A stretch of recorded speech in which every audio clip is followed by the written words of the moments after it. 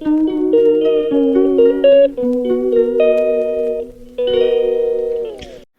Friends, ಎಲ್ರಿಗೂ ನಮಸ್ಕಾರ. ಎಲ್ಲರೂ ಹೇಗಿದ್ದೀರಾ? ಐ ಹೋಪ್ ಎಲ್ಲ ಆರಾಮಾಗಿದ್ದೀರಾ ಅಂತ ಭಾವಿಸ್ತೀನಿ. ಇವತ್ತು ಸಂಕ್ರಾಂತಿ ಹಬ್ಬ. ತಮ್ಮೆಲ್ಲರಿಗೂ ಈ ಹಬ್ಬ ನಿಮ್ಮ ವಿಶಸ್ ಏನೇನಿದೆ ಪ್ರತಿಯೊಂದು ಕೂಡ ನೆರವೇರಿಸಲಿ, ನಿಮ್ಮೆಲ್ಲರಿಗೂ ಆಯಸ್ಸು ಆರೋಗ್ಯ ಭಾಗ್ಯ ಪ್ರತಿಯೊಂದು ಕೂಡ ಸಿಗಲಿ ಅಂತ ಈ ಒಂದು ನನ್ನ ಚಾನಲ್ನ ಸ್ಟಾರ್ಟ್ ಮಾಡ್ತಾ ಇದ್ದೀನಿ. So welcome back to my channel. ನೋಡಿ, ಮಾರ್ನಿಂಗ್ ನಾನು ಎದ್ದ ತಕ್ಷಣ ನನ್ನ ಮಗಳು ಕೂಡ ನನ್ನ ಜೊತೆನೇ ಎದ್ಬಿಟ್ಟಿದ್ದಾಳೆ. ಅವಳಂತೂ ಬೇಗ ಎದ್ದ ತಕ್ಷಣ ಇರೋದೇ ಇಲ್ಲ, ಅವಳು ಹಿಂದೆನೇ ಬಂದೇ ಬಿಡ್ತಾಳೆ. ಔಟ್ ಸೈಡ್ ಎಲ್ಲ ಕಲರ್ಫುಲ್ಲಾಗಿ ರಂಗೋಲಿ ಬಿಡಿಸಿದಾರಲ್ಲ, ಸೊ ಎಲ್ಲ ನೋಡ್ಕೊಂಡು ನಿಂತಿದ್ದಾಳೆ. ನೆನ್ನೆ ವ್ಲಾಗಲ್ಲಿ ನಾನೇ ಹೇಳ್ದಂಗೆ ನಾನು ರಂಗೋಲಿ ಎಷ್ಟು ಮಟ್ಟಿಗೆ ಬಿಡಿಸ್ತೀನಿ ಅಂತ ನೋಡಿ, ಈಗ ಬಿಡಿಸ್ತೀನಿ. ನನಗೆ ನಿಜವಾಗ್ಲೂ ರಂಗೋಲಿ ಅಷ್ಟು ಚೆನ್ನಾಗಿ ಬಿಡ್ಸೋಕ್ಕೆಲ್ಲ ಬರಲ್ಲ. ಈಗ ಸ್ವಲ್ಪ ಸಣ್ಣ ಪುಟ್ಟದನ್ನ ಕಲ್ತ್ಕೊಂಡು ಹೋಗಿ ಎಲ್ಲ ಬಿಡಿಸ್ತಾ ಇದ್ದೀನಿ. ಅಂದರೆ ಪ್ರತಿಯೊಂದು ಹಬ್ಬ ಆಗಲಿ ದಿನಗಳಾಗಲಿ ಎಂಥ ದಿನಗಳಾದರೂ ನನಗೆ ಎಷ್ಟು ಮಟ್ಟಿಗೆ ಬರುತ್ತೆ ಅಷ್ಟೊಂದು ಸಣ್ಣ ಪುಟ್ಟದಷ್ಟು ಮಾತ್ರ ನಾನು ಬಿಡಿಸ್ತಾ ಹೋಗ್ತೀನಿ. ಆ್ಯಕ್ಚುಲಿ ಬೇರೆ ಡಿಸೈನ್ ಬಿಡಿಸಿ ಕಲರೆಲ್ಲ ಫಿಲ್ ಮಾಡೋಣ ಅಂದ್ಕೊಂಡಿದ್ದೆ. ಮಕ್ಕಳು ಆಲ್ರೆಡಿ ಕಲರ್ ಏನೇನಿತ್ತು ನೆನ್ನೆನೇ ಎಲ್ಲ ಮಿಕ್ಸಪ್ ಮಾಡಿ ಎಲ್ಲ ಚೆಲ್ಬಿಟ್ಟಿದ್ರು. ಸೊ ಸರಿ ಅಂದ್ಬಿಟ್ಟು ಎಲ್ಲರದ್ದು ಸ್ನಾನ ಎಲ್ಲ ಆಯಿತು. ಹಸ್ಬೆಂಡೇ ಕೂಡ ಮಕ್ಕಳಿಗೆಲ್ಲ ಸ್ನಾನ ಮಾಡಿಸಿ ರೆಡಿ ಮಾಡಿಸಿದ್ರು. ನಾನಿನ್ನು ಸ್ಟವ್ನೆಲ್ಲ ಒಂದಷ್ಟು ಸ್ವಲ್ಪ ಅಲಂಕಾರ ಮಾಡಿ ಪೊಂಗಲ್ ಮಾಡೋಣ ಅಂತ ರೆಡಿ ಮಾಡ್ತಾಯಿದ್ದೀನಿ. ಯಾಕಂದರೆ ಹಳ್ಳಿ ಕಡೆ ಆಗಲಿ ಕೆಲವರು ಫೆಸಿಲಿಟಿ ಅಂದರೆ ಮನೆ ಮುಂದೆ ಎಲ್ಲ ಇದ್ದರೆ ಒಲೆನಲ್ಲೇ ಮಡಿಕೆ ಇಟ್ಬಿಟ್ಟು ಅದರಲ್ಲೇ ಪೊಂಗಲ್ ಮಾಡ್ತಾರೆ. ಬಟ್ ನಮ್ಗೆ ಅಷ್ಟು ಸಿಟಿನಲ್ಲಿ ಅದು ಬಾಡಿಗೆ ಮನೆಗಳಲ್ಲಂತೂ ಅಷ್ಟು ಫೆಸಿಲಿಟಿ ಎಲ್ಲ ಇರೋದಿಲ್ಲ. ಸೊ ಸ್ಟವ್ಗೆ ಸ್ವಲ್ಪ ಚಿಕ್ಕದಾಗಿ ನಾನು ಒಂದಷ್ಟು ಹೂವು, ಅರಿಶಿನ, ಕುಂಕುಮ, ಬಾಳೆನೆಲ್ಲ ಇಟ್ಬಿಟ್ಟು ಪೂಜೆ ಮಾಡ್ತಾಯಿದ್ದೀನಿ. ಯಾಕಂದರೆ ಈ ಕೆಲವೊಂದು ಸಂಪ್ರದಾಯಗಳನ್ನ ನಾವು ರೂಢಿ ಮಾಡ್ಕೊಂಡು ಬರಲೇಬೇಕು. ಈ ಹಬ್ಬ ಅಂತೂ ತುಂಬಾ ಸ್ಪೆಷಲ್ ಅಂತ ಹೇಳ್ಬೋದು. ಯಾಕಂದರೆ ಸೂರ್ಯ ಒಂದು ದಿಕ್ಕಿನಿಂದ ಇನ್ನೊಂದೆಡೆಗೆ ಚಲಿಸ್ತಾನೆ, ಅಂದರೆ ದಕ್ಷಿಣದಿಂದ ಉತ್ತರ ಕಡೆಗೆ ಚಲಿಸ್ತಾನೆ ಅಂತ ಕೆಲವೊಂದೇನೋ ಪದ್ಧತಿ ಇದೆ. ಅಂದರೆ ಅದು ನಮಗೆ ಆಧ್ಯಾತ್ಮಿಕವಾಗಿ ಕೂಡ ಮನುಷ್ಯನ ಮೇಲೆ ಪ್ರಭಾವ ಬೀರುತ್ತೆ. ಯಾವ ಥರ ಅಂದರೆ ನಾವದು ಅಜ್ಞಾನದಿಂದ ಒಂದೇ ಜ್ಞಾನದೆಡೆಗೆ, ಅಂದರೆ ನಮ್ಮಲ್ಲಿ ಏನು ಕೆಟ್ಟತನಗಳಿದೆ ಅದನ್ನೆಲ್ಲ ಒಳ್ಳೆ ರೀತಿಯಲ್ಲಿ ಬದಲಾಯಿಸ್ಕೊಂಡು ಹೋಗ್ಬೇಕನ್ನೋ ಸಂಕೇತ ಕೂಡ ಈ ಹಬ್ಬ ಆಗಿದೆ. ಸೊ ಆದಷ್ಟು ನಾವು ಇದನ್ನೆಲ್ಲ ಫಾಲೋ ಅಪ್ ಮಾಡ್ಕೊಂಡು ಹೋಗಬೇಕು. ಮತ್ತು ಕೆಲವೊಂದು ಸಂಪ್ರದಾಯವಾದ ಹಬ್ಬಗಳನ್ನ ಆದಷ್ಟು ನಾವು ಹೇಗೆ ಮಾಡ್ತೀವಿ ಅದನ್ನು ನಮ್ಮ ಮಕ್ಕಳು ಕೂಡ ನಮ್ಮನ್ನು ನೋಡಿ ಕಲಿತಾ ಹೋಗ್ತಾರೆ. ಬೆಳೀತಾ ಬೆಳೀತಾ ಎಲ್ಲ ನಾವು ಅದ್ರ ಬಗ್ಗೆನೂ ಹೇಳಬೇಕು. ಸೊ ಈ ಹಬ್ಬ ಈ ಒಂದು ಸಂಕೇತವಾಗಿದೆ, ಈ ಥರನೇ ನಾವು ಸೆಲೆಬ್ರೇಷನ್ ಮಾಡಬೇಕಂತ ಹೇಳ್ದಷ್ಟು ಅವ್ರಿಗೂ ದೊಡ್ಡವರಾಯ್ತಾ ಆಯ್ತಾ ಅದ್ರ ಬಗ್ಗೆ ಕೆಲವೊಂದಷ್ಟು ಜ್ಞಾನ ಕೂಡ ಬರ್ತಾ ಹೋಗುತ್ತೆ. ಸೊ ಇನ್ನೇನು ಒಂದಷ್ಟು ಏನೇನು ಮಾಡಬೇಕಾಗಿತ್ತು ಅಂದರೆ ಕಡಲೆಕಾಯಿ ಮತ್ತು ಗೆಣಸು ಇದನ್ನೆಲ್ಲ ಆಲ್ರೆಡಿ ಸ್ವಲ್ಪ ಬೇಯಿಸಿ ಇಟ್ಟಿದ್ದೆ. ಇನ್ನು ನಾನಂತೂ ಈ ಸಲ ಸಿಂಪಲಾಗಂತೂ ಮಾಡಿದ್ದೀನಿ, ಜಾಸ್ತಿ ರೆಸಿಪಿ ಅಂತೂ ಏನೂ ಮಾಡೋಕ್ಕಾಗಲಿಲ್ಲ. ನೆನ್ನೆನೇ ಆಲ್ರೆಡಿ ಎಳ್ಳು ಬೆಲ್ಲ ಎಲ್ಲ ಮಾಡಿಟ್ಟಿದ್ದೆ. ಇನ್ನೇನು ಗೆಣಸು, ಕಡಲೆಕಾಯಿ ಮತ್ತು ಪೊಂಗಲೆಲ್ಲ ಇತ್ತಲ್ಲ, ನೈವೇದ್ಯಕ್ಕೆಲ್ಲ ರೆಡಿ ಮಾಡಿ ಇಟ್ಟಿದ್ದೀನಿ. ಇನ್ನು ಹಸ್ಬೆಂಡ್ ಕೂಡ ಅವರೇ ಸರಿ ನಾನೇ ಪೂಜೆ ಮಾಡಿಕೊಡ್ತೀನಿ ಅಂತ ಹೇಳಿದರು. ಹಾಗಾಗಿ ಕಳಸ ಎಲ್ಲ ಏನಿತ್ತು ನಾನೇ ಅದನ್ನೆಲ್ಲ ಬೆಳಕು ಕೊಟ್ಟಿದ್ದೆ. ಸೊ ಹಾಗಾಗಿ ಅವ್ರನ್ನೆಲ್ಲ ಇಟ್ಬಿಟ್ಟು ನೀಟಾಗಿ ಸ್ವಲ್ಪ ಸಿಂಪಲಾಗಿ ಈ ಸಲ ಹಬ್ಬ ಮಾಡ್ತಾಯಿದ್ದೀವಿ. ಇನ್ನೇನು ಪೂಜೆ ಆಯಿತಾ ಬಂತು. ಏನಂದರೆ ಈ ಹಬ್ಬಗಳ ದಿವಸ ಏನಾದರೂ ಹಸ್ಬೆಂಡ್ಗಳೇನಾದ್ರು ಕೊಡು ನಾನು ಸ್ವಲ್ಪ ಹೆಲ್ಪ್ ಮಾಡ್ತೀನಿ ಅಂತ ಮಾಡಿದ್ರೆ ನಮಗೂ ಸ್ವಲ್ಪ ಆರಾಮ್ ಅನಿಸುತ್ತೆ ಅಲ್ಲ. ಇನ್ನೇನು ಪೂಜೆ ಎಲ್ಲ ಮುಗಿತಾ ಬಂತು. ಮಕ್ಕಳು ಕೂಡ ದೇವ್ರ ಮುಂದೆ ಎಲ್ಲ ನಿಂತ್ಕೊಂಡು ಅವರಪ್ಪ ಕೆಲವೊಂದಷ್ಟು ಮಂತ್ರಗಳು ಅದಿದೆಲ್ಲ ಹೇಳ್ತಾಯಿದ್ರು. ಅವರು ಕೂಡ ಹೇಳ್ಕೊಂಡು ನಿಂತು ದೇವ್ರಿಗೆಲ್ಲ ನಮಸ್ಕಾರ ಎಲ್ಲ ಮಾಡಿಕೊಂಡ್ರು. ಮಗಳಿಗಂತೂ ತುಂಬಾ ಖುಷಿ. ಈ ದೇವ್ರ ಮನೆ ಬಾಗಿಲು ತೆಗೆದ್ರಂತೂ ದೇವ್ರ ಹತ್ರ ಏನಿಲ್ಲ ಅಂದರೂ ಸುಮಾರು ಸಲ ಹೋಗ್ತಾಳೆ. ಹೋಗೋದು, ನಮಸ್ಕಾರ ಮಾಡ್ಕೊಳ್ಳೋದು, ಜೇಜಿ ಕಾಪಾಡಪ್ಪ ಅನ್ನೋದು, ಈ ಥರ ಎಲ್ಲ ಮಾಡೋದು. ಅವರ ಪಪ್ಪ ಏನೋ ಸ್ವಲ್ಪ ಸಾಂಗ್ ಹಾಕಿದ್ರು ದೇವ್ರದ್ದು, ನೋಡಿ ಹೇಗೆ ಡ್ಯಾನ್ಸ್ ಮಾಡ್ತಾ ಇದ್ದಾಳೆ. ನಮ್ಮ ಮನೆ ಮಿನಿ ಡ್ಯಾನ್ಸರ್ ಅಂತಲೇ ಹೇಳ್ಬೋದು. ಯಾವ ಸಾಂಗ್ ಬಂದ್ರೂ ಬಿಡಲ್ಲ, ಈ ಥರನೇ ಎಂಜಾಯ್ ಮಾಡ್ಕೊಂಡು ಡ್ಯಾನ್ಸ್ ಮಾಡ್ತಾ ಹೋಗ್ತಾ ಇರ್ತಾಳೆ. ಸೊ ದೇವ್ರ ಮುಂದೆ ಸ್ವಲ್ಪ ಪ್ರಸಾದ ಇಟ್ಟಿದ್ನೆಲ್ಲ ನೋಡಿ ಎತ್ಕೊಂಡು ಎಲ್ಲ ತಿಂತಾ ಇದ್ದಾಳೆ. ಒಂದು 2 ಮಿನಿಟ್ಸ್ ಏನಾದರೂ ನಾವು ಈ ಪೂಜಾ ರೂಮ್ ಏನಾದರೂ ಓಪನ್ ಇಟ್ಟರೆ ಸಾಕು, ಅಲ್ಲಿನ ಅರಿಶಿನ ಕುಂಕುಮ ಎಲ್ಲ ಅದಲು ಬದಲು ಮಾಡಿ ಇರೋ ಬರೋ ನೀರೆಲ್ಲ ಚೆಲ್ಲಿ ಇದು ಮಾಡಿಬಿಡ್ತಾಳೆ. ಅದಕ್ಕೆ ನಾನು ಡೋರಂತೂ ಓಪನ್ನೇ ಇಟ್ಟಿರಲ್ಲ ಜಾಸ್ತಿ ಅದನ್ನು.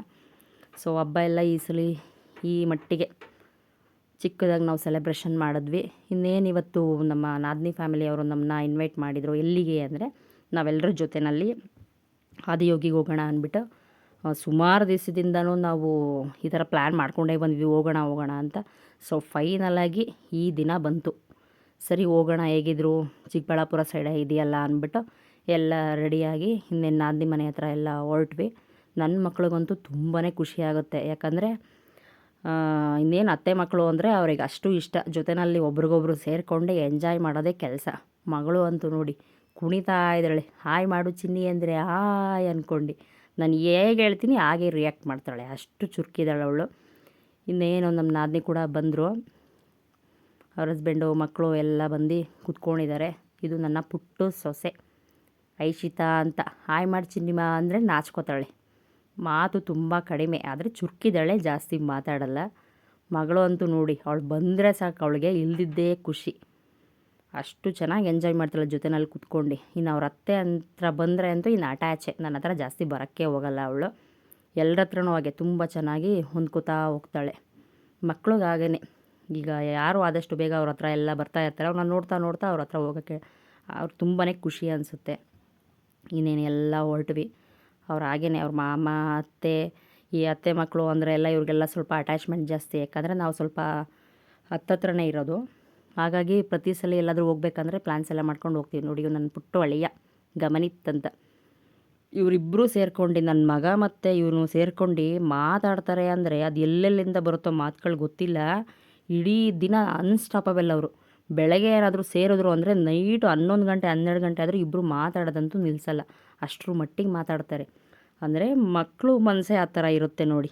ಯಾವ ಥರ ಅಂದರೆ ಅವ್ರಿಗಿಷ್ಟ ಆಗೋ ವ್ಯಕ್ತಿಗಳು ಅಥವಾ ಅವ್ರಿಗಿಷ್ಟ ಆಗೋ ಅವರ ವಯಸ್ಸಿಗೆ ತಕ್ಕನಾಗಿರೋ ಮಕ್ಕಳು ಏನಾದರೂ ಸಿಕ್ಕಿದ್ರೆ, ಅಡ್ಜಸ್ಟ್ ಆಗಿಬಿಟ್ರೆ, ಅವ್ರು ಯಾರನ್ನೂ ನೋಡಲ್ಲ. ಅವರಷ್ಟಕ್ಕೆ ಎಂಜಾಯ್ ಮಾಡ್ಕೊಂಡು ಮಾತಾಡ್ತಾನೆ ಇರ್ತಾರೆ. ನಾವು ಚಿಕ್ಕ ವಯಸ್ಸಲ್ಲೂ ಹಾಗೇ ಬೆಳೀತಾ ಬೆಳೀತಾ ಆ ಥರ ಎಂಜಾಯ್ಮೆಂಟ್ಗಳಂತೂ ಇರೋದೇ ಇಲ್ಲ ಬಿಡಿ. ಈ ಚಿಕ್ಕ ವಯಸ್ಸಲ್ಲಿ ಎಷ್ಟಾಗುತ್ತೆ ಅಷ್ಟು ನಮ್ಮದಂತೂ ಸ್ವೀಟ್ ಮೆಮೊರೀಸ್ ಅಂತೂ ಇದ್ದೇ ಇರ್ತವೆ. ಜೊತೆಲಿ ಕಿತ್ತಾಡ್ಕೊಳ್ಳೋದು, ಮಾತಾಡೋದು, ಹೊಡೆದಾಡ್ಕೊಳ್ಳೋದು, ಆ ಥರ ಈ ಥರ ಅಂತ ಎಲ್ಲ. ಒಂಥರ ಚಿಲ್ಡ್ರನ್ ಲೈಫ್ ಅನ್ನೋದು ಗೋಲ್ಡನ್ ಲೈಫ್ ಥರ. ಮತ್ತೆ ಆ ಲೈಫ್ ಅಂತೂ ಸಿಗೋದೇ ಇಲ್ಲ. ಸೊ ನಮ್ಮನೆಯಿಂದ ಅಲ್ಲಿಗೆ ಸ್ವಲ್ಪ ದೂರನೇ ಅನ್ನಿಸ್ತು. ನೋಡಿದ್ರೆ ಆಲ್ರೆಡಿ 7:30 ಮೇಲೆ ಆಗಿತ್ತು. ಹೆವಿ ಟ್ರಾಫಿಕ್ ಇತ್ತು ಮಾತ್ರ. ನಮಗಂತೂ ಒಳಗಡೆ ಹೋಗೋದಕ್ಕೆ ಅಲೋನೇ ಮಾಡಲಿಲ್ಲ. ಯಾರ್ಯಾರು ಕಾರಲ್ಲಿ ಹೋದ್ರು ಎಲ್ಲ ಕಾರ್ನೂ ಒಳಗಡೆ ಅಂತೂ ಅಲೋ ಮಾಡಲಿಲ್ಲ. ಎಲ್ಲ ಔಟ್ಸೈಡೇ ನಿಲ್ಲಿಸ್ಬಿಟ್ರು. ಸೊ ನಾವು ನಡ್ಕೊಂಡೇ ಹೋಗಬೇಕು ಅಂದ್ಕೊಂಡು ಹೋಗ್ತಾ ಇದ್ವಿ.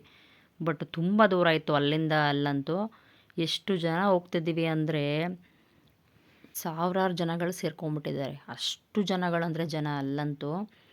ಎಲ್ಲೂ ಕೂಡ ನಮಗೆ ಆಟೋಗಳಂತೂ ನಿಲ್ಲಿಸಲೇ ಇಲ್ಲ. ನಮಗಂತೂ ಅಲ್ಲಿ ಕೈ ಅಡ್ಡ ಹಾಕಿ ಹಾಕಿ ಸಾಕು ಅನ್ನಿಸ್ತು. ಎಲ್ಲಿ ಎಷ್ಟು ಕೇಳಿದ್ರೂ ಆಟೋಗಳೇ ಸಿಗ್ತಾ ಇರಲಿಲ್ಲ. ಸುಮಾರು ದೂರ ನಡ್ಕೊಂಡೇ ಹೋಗ್ತಾ ಇದ್ವಿ. ಕತ್ಲೆ ಬೇರೆ, ತುಂಬ ಜಾಸ್ತಿ ಕತ್ಲೆ ಬೇರೆ ಇತ್ತು. ಈ ಸಣ್ಣ ಸಣ್ಣ ಮಕ್ಕಳನ್ನೆಲ್ಲ ಪಾಪ ಯಾರು ಎಷ್ಟೆಷ್ಟು ದೂರಿಂದ ಕರ್ಕೊಬಂದಿದ್ರು ಏನೋ, ವಯಸ್ಸಾಗಿರೋರು ಕೂಡ ಇದ್ದರು. ಅಷ್ಟೊಂದು ಜನ ನೋಡ್ತಾ ಇದ್ದೀರಲ್ಲ.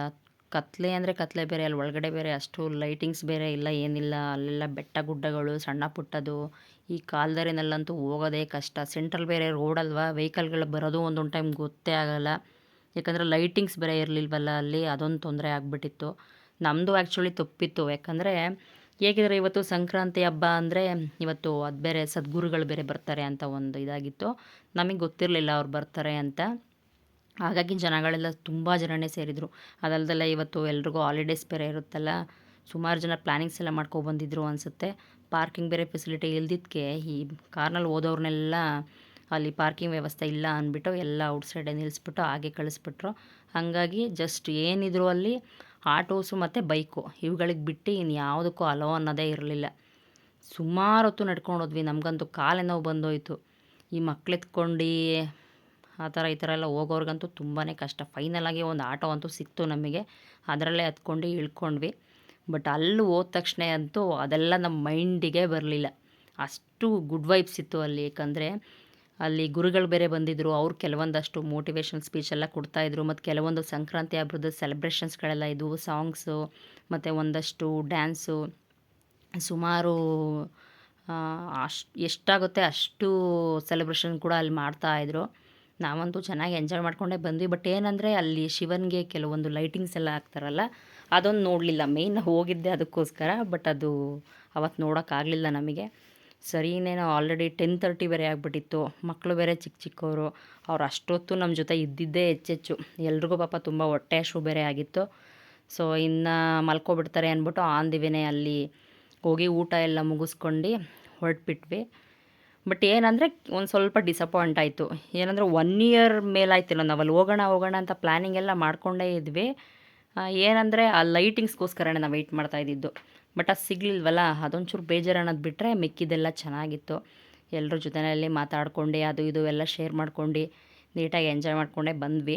ಸೊ ನೋಡಿದ್ರಲ್ಲ ನಾವು ಈ ಸಲ ಹೇಗೆ ಸಂಕ್ರಾಂತಿ ಹಬ್ಬ ಸೆಲೆಬ್ರೇಷನ್ ಮಾಡಿದ್ವಿ ಅಂತ. ಐ ಹೋಪ್ ನಿಮ್ಮೆಲ್ರಿಗೂ ಈ ಒಂದು ವ್ಲಾಗ್ ಇಷ್ಟ ಆಗಿದೆ ಅನ್ಕೋತೀನಿ. ದಯವಿಟ್ಟು ಯಾರ್ಯಾರಿಗೆ ಇಷ್ಟ ಆಗಿದೆ ಆದಷ್ಟು ಲೈಕ್ ಮಾಡಿ, ಮತ್ತು ಆದಷ್ಟು ನಿಮ್ಮ ಫ್ರೆಂಡ್ಸ್ ಆ್ಯಂಡ್ ಫ್ಯಾಮಿಲೀಸ್ಗೆಲ್ಲ ಶೇರ್ ಮಾಡಿ. ಯಾರೇನ ನಾವು ಚಾನಲ್ನ ಹೊಸ್ದಾಗಿ ನೋಡ್ತಾ ಇದ್ದೀರಾ ಪ್ಲೀಸ್ ಸಬ್ಸ್ಕ್ರೈಬ್ ಆಗಿ. Thank you for watching.